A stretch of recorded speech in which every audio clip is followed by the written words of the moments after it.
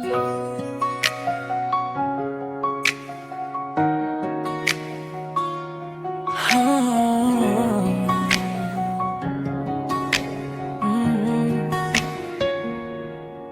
matagatlaw nga mo agi, nagkahiusa ang among dughan. Bisa nasaman kami paingon, ang Ompoy Clan gihapon.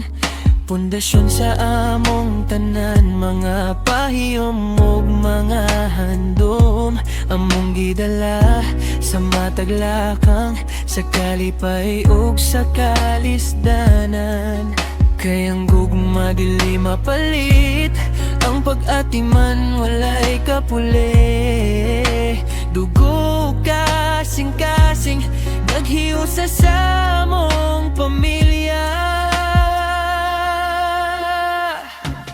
Ompoy Clan, kusog sa panaghiusa, ug mga tinuod walay pagduha-duha, magpuputay sa kamot, magtinabang ay kanunay sa mata, unos dili gayud mo biya.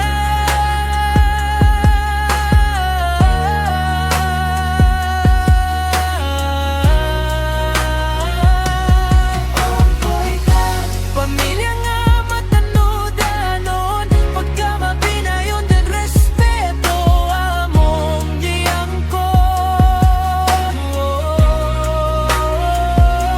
Mga kaliwatan nga nagkadaghan, nagpabili ng maayong pamatasan, gikan sa mga ginikanan ug katigulangan. Nadawat na mo ang bililhong panulondon, pagrespeto ug pagtagad sa usag-usa, mauya mong balaod sa panimalay. Ang gugma sa kaduguan, nag-anak sama sa bituon sa gabi. Kung adunay luha nga matulo, adunay kamot nga mo plus. Kung adunay kasing-kasing nga masakitan, adunay pamilya nga mo paluyod dayon. Walay biyaan, walay pasagdan, mao ka na ang among sad sa Ompoy Clan. Pagpabili ng gugma nga walay katapusan.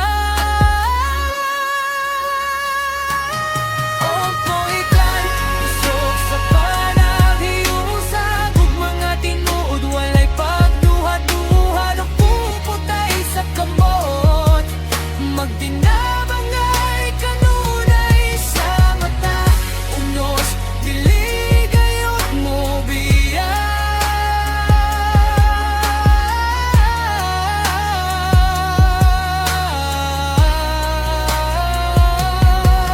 Among gatubo ug inspirasyon, pamilya nga puno sa paglaom ug pagamuma, hangtod sa Ompoy